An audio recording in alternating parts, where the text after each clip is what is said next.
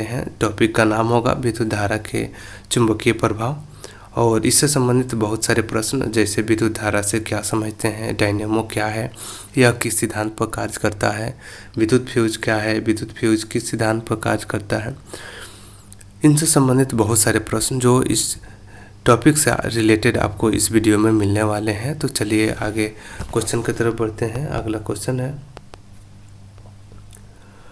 विद्युत धारा में विद्युत फ्यूज से रिलेटेड क्वेश्चन है ये। विद्युत फ्यूज विद्युत धारा के किस सिद्धांत पर कार्य करता है। तो जो विद्युत धारा है, इसमें जो एनर्जी होती है, यह इसके कौन कौन से प्रभाव आपको देखने को मिलेंगे। इसका एक प्रभाव है उसमें चुंबकीय और रासायनिक, इनमें से कोई नहीं। तो जो यहाँ पर विद्युत धारा है उसका उसमें एक गुण होता है ऊष्मा का, जिसके कारण से जो विद्युत धारा में जो फ्यूज लगा हुआ होता है, जो फ्यूज आपका अर्धचालक होता है, ये धीरे धीरे गर्म होने लगता है और कहीं शॉर्ट सर्किट होती है तो ये फ्यूज गर्म होकर टूट जाता है और विद्युत परिपथ रुक जाता है। ठीक है ना। तो चलिए अगले क्वेश्चन की तरफ बढ़ते हैं। अगला क्वेश्चन है, 1 किलोवाट घंटा किसके बराबर होता है। तो 1 किलोवाट घंटा ना, यह आपके 3.6 गुने 10 के पावर 6 जूल के बराबर होता है, यानी कि 3600 गुने 1000, 3600 गुने 1000। 1 किलो 3600 और घंटा 3600 गुने वाट, 1 किलो 1000 गुने 1 घंटा 3600 सेकंड। तो यहाँ पर 1 किलोवाट घंटा बराबर हो जाएगा 3.6 गुने 10 के पावर 6 जूल। ठीक है। अगले क्वेश्चन की तरफ बढ़ते हैं। इसमें जो आपका 3.6 जूल दिया गया है, यह आपको मल्टीप्लाई गुना करने के बाद इतना आपको आता है। तो अगले क्वेश्चन की तरफ बढ़ते हैं। अगला क्वेश्चन है, विद्युत घंटी किस प्रभाव पर कार्य करती है।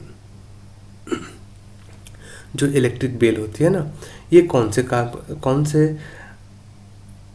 प्रभाव से काम करती है। ऊष्मीय प्रभाव, रासायनिक प्रभाव, चुंबकीय प्रभाव और इनमें से कोई नहीं।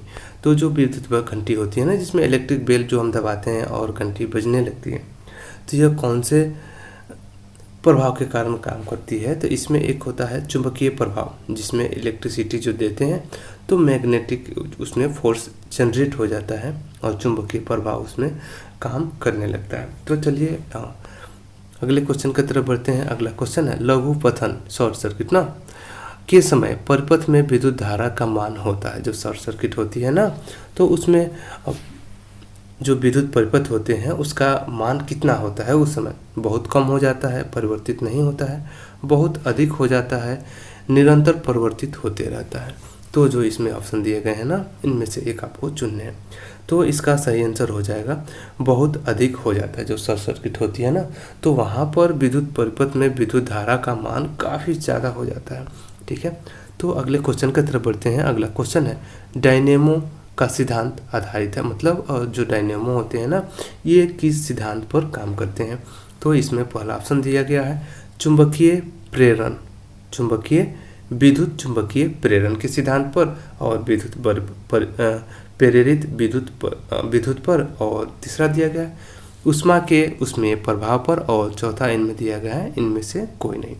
तो विद्युत जो डायनेमो होता है ये किस सिद्धांत पर आधारित है। तो जो डायनेमो होता है ना, ये विद्युत के चुंबकीय प्रेरण के आधार पर होता है। जो उसके कुंडली बने होते हैं ना, उसमें एक मैग्नेटिक फोर्स जनरेट होता है, चुंबकीय क्षेत्र जनरेट हो जाता है, जिस कारण से यहाँ पर विद्युत डायनेमो से हम क्या करते हैं कि उसको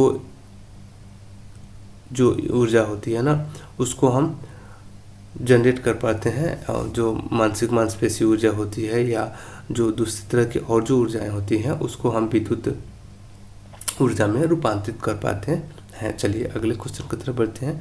अगले क्वेश्चन है, डायनेमो से किस प्रकार की धारा प्राप्त होता है।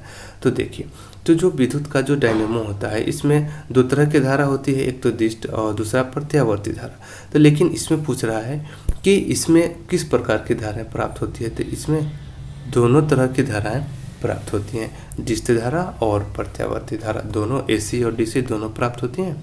अगले क्वेश्चन की तरफ बढ़ते हैं। अगला क्वेश्चन है, विद्युत बल्ब में कौन सी गैस भरी रहती है। तो उसमें एक फिलामेंट होता है ना टंगस्टन का, तो वो क्या होता है कि जब उसमें विद्युत धारा देते हैं ना, तो वो क्या होता है कि वो गर्म होने लगता है। पढ़े थे ना हमने फर्स्ट क्वेश्चन में कि विद्युत का उसमें प्रभाव, तो उसमें वहाँ कार्य करता है। लेकिन विद्युत जो फ्यूज होता है वो टूट जाता है, लेकिन जो फिलामेंट होता है वो नहीं टूटता है। तो नहीं टूटने के कारण उसमें एक गैस भरी जाती है, जिस कारण से वो गैस के कारण से वो फिलामेंट नहीं टूट पाता है। तो उसमें गैस भरी होती है, निष्क्रिय गैस। तो निष्क्रिय गैस इसलिए भरी जाती है क्योंकि वो गैसों के साथ अभिक्रिया नहीं कर पाए, और जिस कारण से वो जो फिलामेंट होता है ना वो नहीं टूट पाते हैं। तो चलिए अगले क्वेश्चन की तरफ बढ़ते हैं। अगला क्वेश्चन है, भारत में उत्पादित प्रत्यावर्ती विद्युत धारा की आवृत्ति होती है। मतलब भारत में जो विद्युत प्रत्यावर्ती धारा तो है ना, इसको हम एसी धारा, अल्टरनेटिव करंट बोलते हैं ना, एसी, ठीक है ना। और जो डिस्ट धारा होती है वो डायरेक्ट करंट होती है, ठीक है ना। ये प्रत्यावर्ती धारा ये कितनी जनरेट होती है? 50 हर्ट्ज, 60 हर्ट्ज, 70 और 80 हर्ट्ज। तो यहाँ पूछ रहा है कि भारत में जो उत्पादित होती है प्रत्यावर्ती विद्युत धारा, इसकी आवृत्ति कितनी है? तो इसकी आवृत्ति होती है 50 हर्ट्ज। तो चलिए अगले क्वेश्चन की तरफ बढ़ते हैं। अगला क्वेश्चन है, हमारे देश में विद्युतमय तार, मतलब विद्युत वाला तार ना, एवं उदासीन तार के बीच कितना विभवांतर होता है? तो जो विद्युत वाले तार और जो उदासीन तार होते हैं उनके बीच विभवांतर कितना होता है? 100 वोल्ट, 200 वोल्ट, 220 वोल्ट और 240 वोल्ट। तो यहाँ पर इसका सही आंसर हो जाएगा 220 वोल्ट। 220 वोल्ट का करंट आता है ना। चलिए अगले क्वेश्चन की तरफ बढ़ते हैं। अगला क्वेश्चन है, विद्युत वाला जो करंट होता है ना, उस तार का रंग क्या होता है? तो जो आप घर में जो वायरिंग होते हैं ना, उसमें 3 तरह के तार आपको मिल जाएंगे। एक तो हरा तार, एक लाल और एक काला या नीला भी आपको वहाँ देखने को मिल जाता है। तो वहाँ पर जो तार बने होते हैं विद्युत वाला तार, उसमें कौन सा रंग दिया जाता है? तो उसका रंग यहाँ पर हो जाएगा, उसका रंग हो जाएगा लाल, ठीक है ना। और जो अर्थ वाले तार होते हैं ना, और जो विद्युत जिसमें नहीं दिए जाते हैं, वो आपका लाल तार नहीं होता है। जिसमें विद्युत करंट आता है ना, वहीं केवल लाल होता है।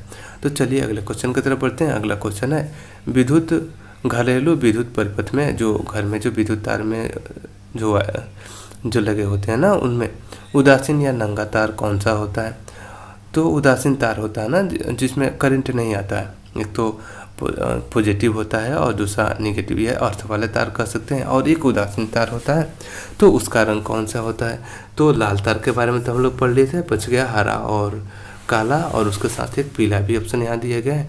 तो उसका सही आंसर हो जाएगा सी, काला तार, जिसमें कोई भी किसी भी तरह का करंट नहीं होता है, वो उदासीन तार होता है। तो अगले क्वेश्चन की तरफ बढ़ते हैं। अगला क्वेश्चन है, चुंबकीय क्षेत्र का एसआई मात्रक क्या है? यहाँ पर ऑप्शन दिया गया है वेबर, टेस्ला, फैराडे और इनमें से कोई नहीं। जो विद्युत चुंबकीय क्षेत्र होते हैं ना, उसका भी एसआई मात्रक होता है, और उसका एसआई मात्रक होता है आपका टेस्ला। क्या होता है? टेस्ला उसका एसआई मात्रक होता है। अगले क्वेश्चन की तरफ बढ़ते हैं। अगला क्वेश्चन है, विद्युत चुंबकीय प्रेरण की खोज किसने किया था? तो जो विद्युत चुंबकीय प्रेरण होता है ना, इसकी खोज किसने किया था? यहाँ पर ऑप्शन दिया गया है फैराडे, मैक्सवेल, फ्लेमिंग और एम्पियर ने। तो जो विद्युत चुंबकीय प्रेरण होते हैं ना, इसकी खोज किया था फैराडे ने। किसने किया था? इसकी खोज फैराडे ने किया था। तो जो यहाँ अगले क्वेश्चन दिए गए हैं, वोल्टता के स्रोत से जुड़े किसी चालक के प्रति सेकेंड में उत्पन्न ऊष्मा क्या कहलाती है? तो यहाँ पर धारा के वर्ग के समानुपाती जो होती है ना, यही आपकी सेकेंड उत्पन्न ऊष्मा होती है। अगले क्वेश्चन की तरफ बढ़ते हैं। अगला क्वेश्चन है कि निम्नलिखित पदार्थों में कौन सा चुंबकीय पदार्थ नहीं है? मतलब यहाँ पर जो पदार्थ है ना, वो मैग्नेटिक जो होता है ना चुंबक, उससे वो कौन सा आकर्षित नहीं होता है? तो यहाँ पर लोहा, निकेल, पीतल और कोबाल्ट दिए गए हैं। तो यहाँ पर इसका सही आंसर हो जाएगा पीतल, क्योंकि जो विद्युत चुंबक बनते हैं ना, इसमें लोहा, निकेल और कोबाल्ट का भी प्रयोग किया जाता है, ठीक है ना।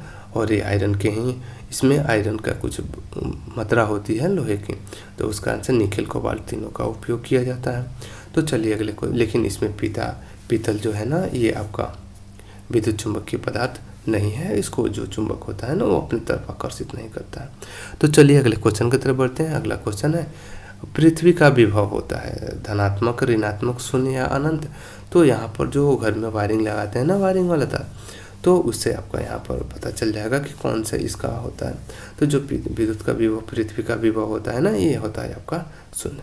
तो चलिए अगले क्वेश्चन की तरफ बढ़ते हैं। अगला क्वेश्चन है चुंबकीय बल यानी चुंबकीय क्षेत्र, बल क्षेत्र का एसआई मात्रक क्या है। कि जो चुंबकीय बल होता है ना, बल क्षेत्र के क्षेत्र, उसके एसआई मात्रक क्या है। न्यूटन प्रति मीटर, न्यूटन प्रति एम्पियर, न्यूटन और न्यूटन प्रति एम्पियर मीटर। तो यहाँ पर ऑप्शन काफ़ी बारीकी से आपको पढ़ने होंगे तो इसके आंसर मिलेंगे। इसका सही आंसर हो जाएगा आपका न्यूटन प्रति एम्पियर। तो चलिए अगले क्वेश्चन की तरफ बढ़ते हैं। अगला क्वेश्चन है विद्युत चुंबकीय क्षेत्र के प्रभाव में विद्युत धारा। तो जो विद्युत चुंबकीय क्षेत्र होते हैं ना, तो उसके प्रभाव में विद्युत धारा का ऊष्मा उत्पन्न करती है, आकर्षण बल उत्पन्न करती है या चालक बल उत्पन्न करती है, या इनमें से कोई घटना नहीं होती। जो विद्युत चुंबकीय क्षेत्र के प्रभाव में विद्युत धारा होते हैं ना, उसके बारे में पूछा जा रहा है। तो जो विद्युत चुंबकीय क्षेत्र के प्रभाव में विद्युत धारा होते हैं ना, ये चालक के बल पर उत्पन्न होते हैं। चालक के बल से क्या होते हैं, उत्पन्न होते हैं। चुंबक के धारावाही चालक, चुंबक द्वारा धारावाही चालक पर लगाए गए बल की दिशा क्या होती है। तो यहाँ पर फ्लेमिंग के जो बाएं हस्त के जो नियम है ना, ये सिद्धांत इस पर कार्य करती है। चुंबक के धारावाही जो चालक लगाते हैं ना, इस पर वही दिशा काम करती है। तो चलिए अगले क्वेश्चन की तरफ बढ़ते हैं। अगला क्वेश्चन है विद्युत मोटर को चलाया जा सकता है।